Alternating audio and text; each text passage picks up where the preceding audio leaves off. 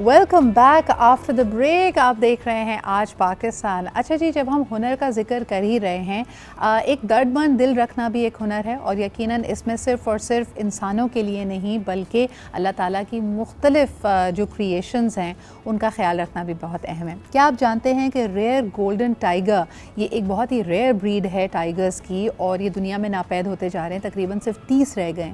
आज हम आपकी मुलाकात जिस नौजवान से करा रहे हैं, he is very enthusiastic about it. He's put together a sanctuary for them, जिसका नाम है जी सिम्बा's किंगडम फार्म हाउस। और ये ना सिर्फ इसके ओनर हैं बट इनकी बड़ी काविशें हैं ताकि इस रेयर जानवर को दुनिया से इंस्टिंक्ट होने से बचाया जा सके। ये शौक़ इनको कैसे पैदा हुआ, ये शौक़ कितना महंगा है, इसके लिए क्या मुख्तलिफ मराहिल होते हैं, क्या इसके लिए इजाज़त लेनी पड़ती है, how is he going about that, let's find out. हमारे साथ मौजूद हैं हसन हुसैन। अस्सलाम वालेकुम हसन।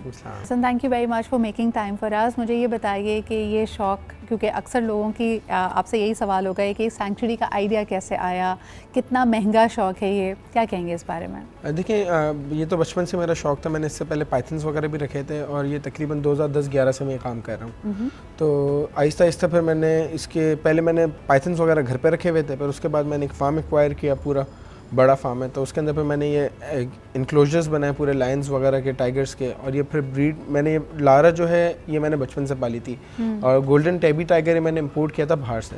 सही। तो उसके साथ फिर अभी इसको ब्रीड कराया माशाल्लाह अल्हम्दुलिल्लाह। ये पाकिस्तान में सिर्फ पहले 2 ही थे, एक मेरे पास और कराची ज़ू में गोल्डन टेबी टाइगर। और अब मेरे पास माशाल्लाह ब्रीड हुए 2 बच्चे मेरे पास आए गोल्डन टेबी टाइगर। अब इसकी मुझे ये बताएं हसन के जैसे आपने कहा कि जो इंपोर्ट की आपने टाइगर्स, ये कितना आसान या मुश्किल था? क्योंकि आई एम श्योर कि इसके ऊपर बहुत पाबंदियाँ होती होंगी, बहुत सारे SOPs हैं जो आपको पूरे करने होते होंगे। बिल्कुल, इसके लिए पहले बाहर से साइटस आता है, यहाँ पे आपकी एक इंपोर्ट कंपनी होनी चाहिए और सिंध वाइल्ड लाइफ डिपार्टमेंट से आपकी रजिस्ट्रेशन होनी चाहिए।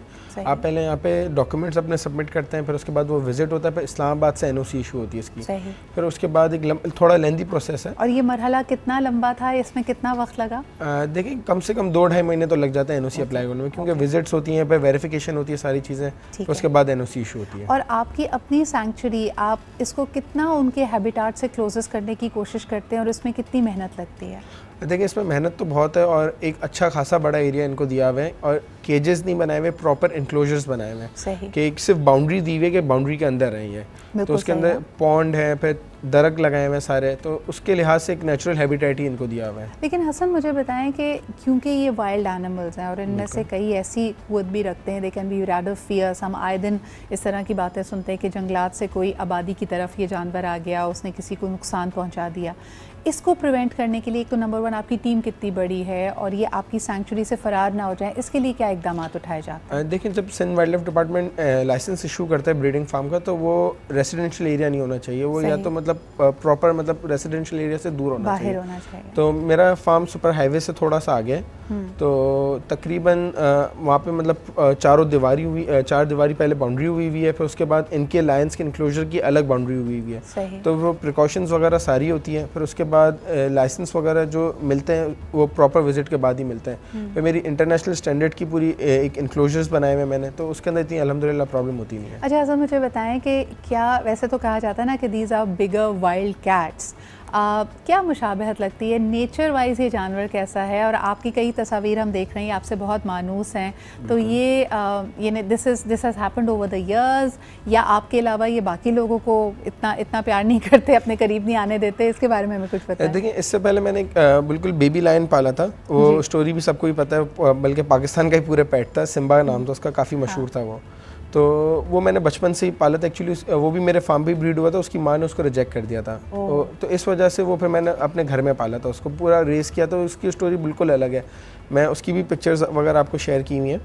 तो वो जब बड़ा हुआ आहिस्ता आहिस्ता, उसके लिए मैंने ये पूरा फार्म एक्वायर किया था कि उसकी मतलब प्रॉपर, पर अनफॉर्चुनेटली वो नेचुरल डेथ अपनी मतलब मर गया। फिर उसके बाद ये टाइगर्स भी मैंने बचपन से ही पाली थी, तो अल्हम्दुलिल्लाह ये भी फुल टेम है। अच्छा, मुझे बताएं कि इनकी लाइफ स्पैन को बढ़ाने के लिए क्या इनकी कोई वैक्सीनेशंस होती हैं और ख़ास तौर पे इनका ख्याल रखना कितना मुश्किल है? देखिए, ये बिल्कुल जो आजकल लोग घरों में पेट पाल रहे हैं, शेर के बच्चे घरों में पाल लेते हैं, बिल्कुल एज अ पेट नहीं पाला जा सकता। इसके लिए प्रॉपर जगह चाहिए इनके लिए, क्योंकि जब जाहिर सी बात है, जब आप ये दिन में तकरीबन 8 से 9 किलो गोश्त खाता है एक जानवर, फिर उसके बाद इनके लिए केयर भी बहुत, इनके कैल्शियम्स, मल्टीविटामिन से सारी चीज़ें देनी पड़ती हैं। सही। तो मुझे ये बताएं कि अब आगे आपका क्या इरादा है? This will become a sanctuary, अल्हम्दुलिल्लाह you have been able to breed them, 2 बच्चे हैं।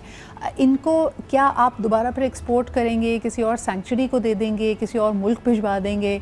आपका अपना प्लान क्या है? देखें, लोग जो क्रिटिसिस करते हैं वो यही है कि मतलब गलत रखा हुआ है, इस तरह रखा हुआ है। अब अल्हम्दुलिल्लाह मैंने ब्रीड कराया है, ये नस्ल ही बड़ी है और मेरा इरादा है कि एक्सपोर्ट करने से बेहतर है हम यहीं पे अपनी सेंचुरी अच्छी बना सकते हैं।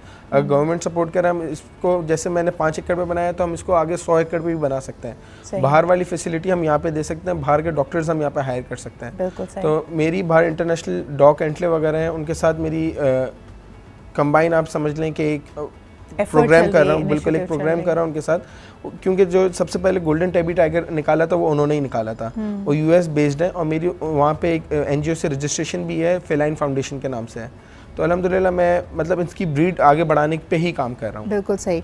बहुत बहुत शुक्रिया हसन हमारे साथ मौजूद होने के लिए। You're a true animal lover और वाकई इसमें बड़ी काविश लगती है, जिस तरह इन्होंने खुद बताया कि सेंचुरी बनाना, एक दिन में उसका ख्याल रखना, उसके लिए मेडिसिन, खुराक, हर चीज़ को करना, ये बहुत जान जोखिम का काम भी है। लेकिन यहाँ पे एक इम्पॉर्टेंट मैसेज ये है कि अगर आप ऐसा शौक़ रखते हो तो ये तमाम लवाजमात आप पूरे करें।